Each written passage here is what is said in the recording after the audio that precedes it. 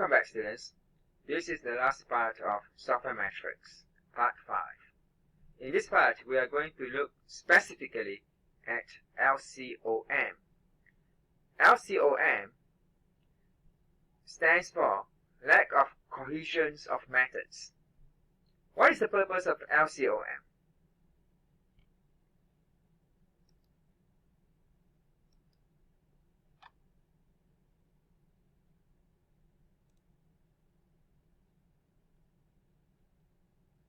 LCOM is useful for us to determine should or not we break one class into a smaller class, into two or more smaller classes.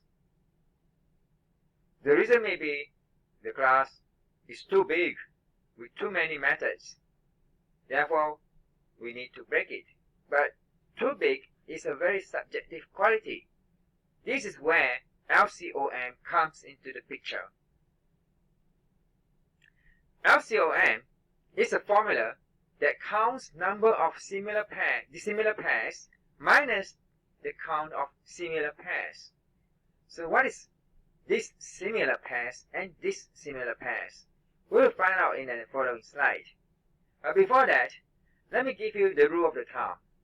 LCOM of value 0 indicates that the class is highly cohesive and does not need to be broken down anymore.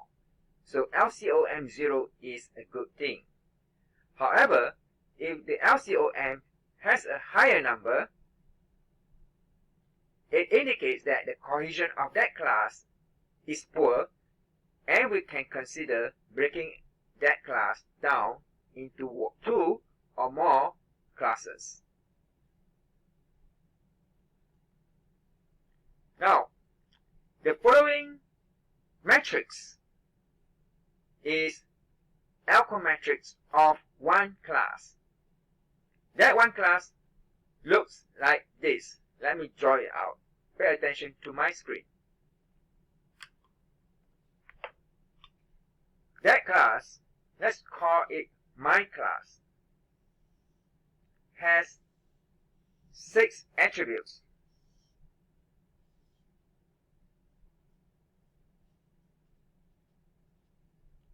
A1, A2, A3, A4, A5, and A6. These 6 attributes are being used by the following 4 methods: M1, M2, M3, M4.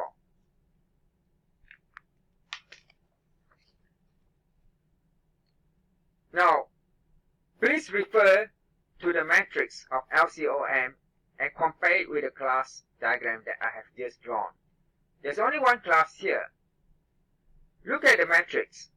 On the top row is a list of all the methods of the class: M1, M2, M3, and M4.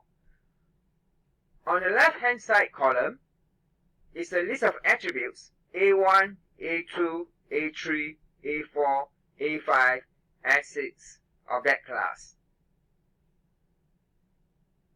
Pay attention now to the matrix. Note that there is the use of X symbol as well as dash.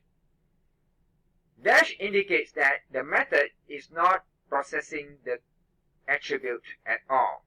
Processing the attribute means the method is accessing the value of the attribute or manipulating the value of the attribute or display or getting input for the values of that attribute. If the method contains no algorithm that processes the attribute, we put dash. If the code inside the method processes the attribute in any way that I have mentioned earlier, then put X. In this matrix, it suggests that method 1 is processing attribute A1, but it processes no others, A2, A3, A4, A5, A6. M2 is processing A2, A3, A4, but none others. M3 is processing A4 and A6, and method 4, M4, process only attribute A5. Now, pay closer attention to the axis. Do you note that M2 and M3 are sharing one similar attribute? What is that attribute? You're right, the attribute is A4. M2 and M3 both are processing A4. M1 and M4 are not processing A4. So M1 and M2, in a way, are coupled because they are accessing or maybe changing the value of A4. We do not know. We can only tell if we can see the body of the method, which is not indicated by the class diagram. To discover whether the method is processing the attribute or not, we need to look for the code or the algorithm of each and every one of the methods. This can be done during analysis and design. Now, looking at this, the question is, do we need to split this class? The answer is, maybe yes. We can split this class. Now, if we split this class, the next question is, how do we split this class?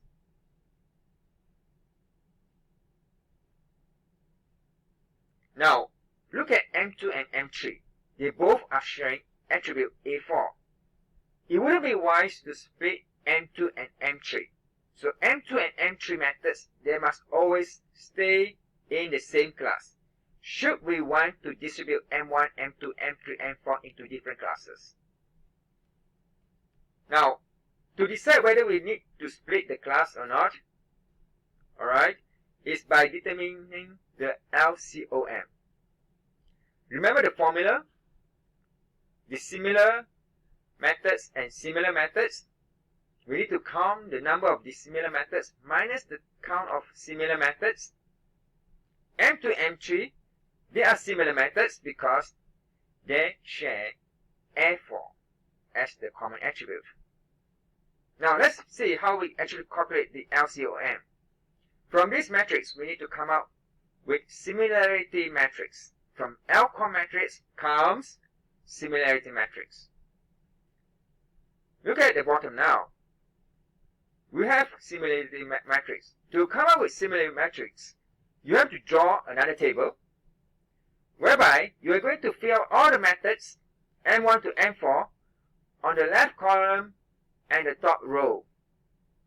Now, M1, M2, M3, M4, M1, M2, M3, M4. Wait, how come there's no M1 in the top row? Well, because obviously we do not need to have repetition, because we just want to see if any of the methods are sharing.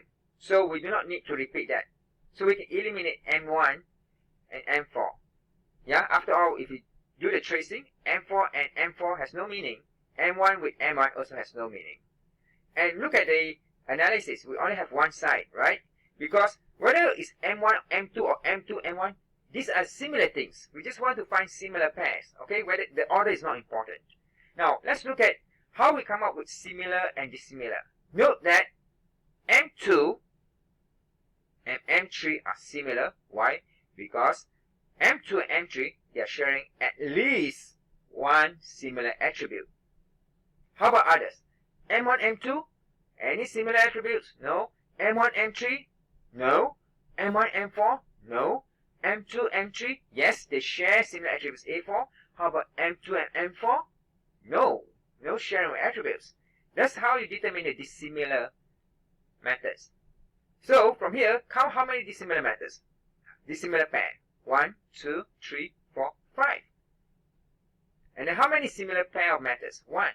5 minus 1, 4, which is bigger than 0. This indicates the need to break this one class into two or more classes as a replacement.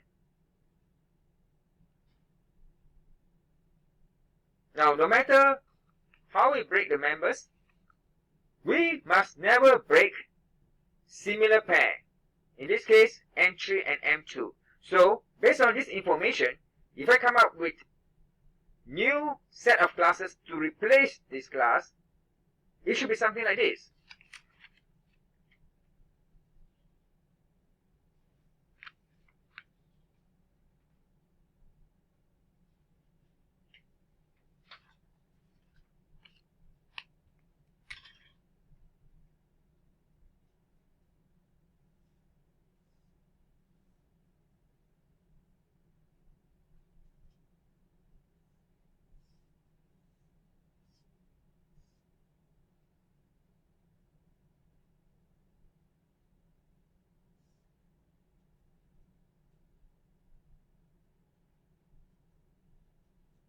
M2, M3 should never be separated because they are sharing attributes. Others can be separated from them.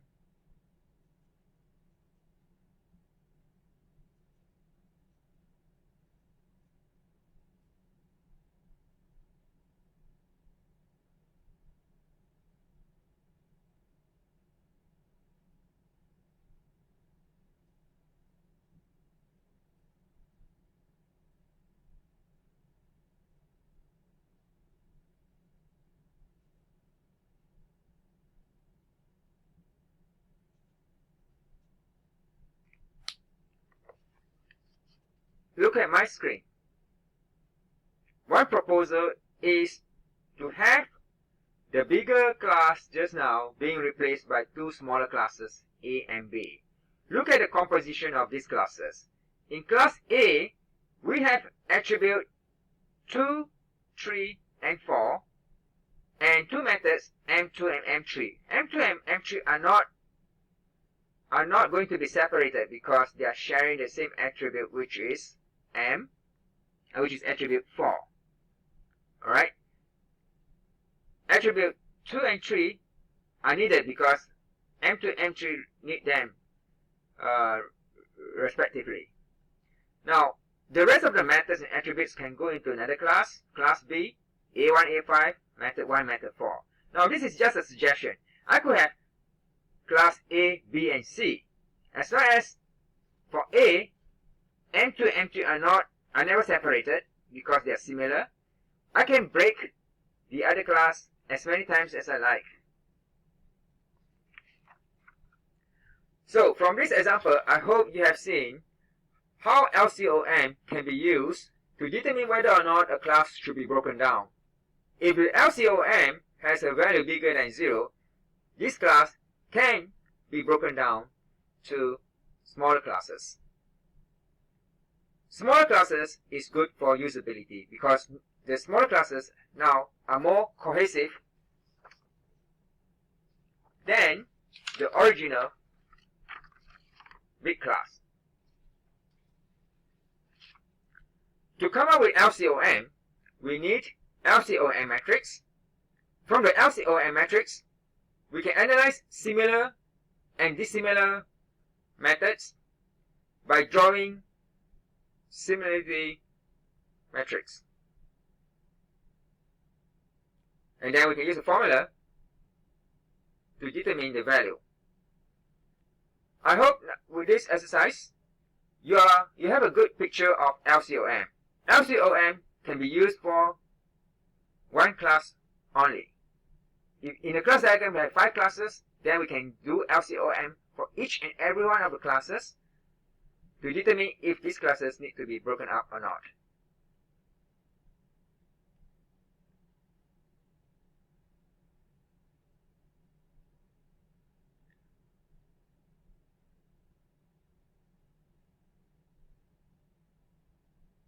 So remember,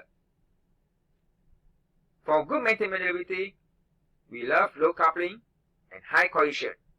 LCOM is used for ensuring high cohesion.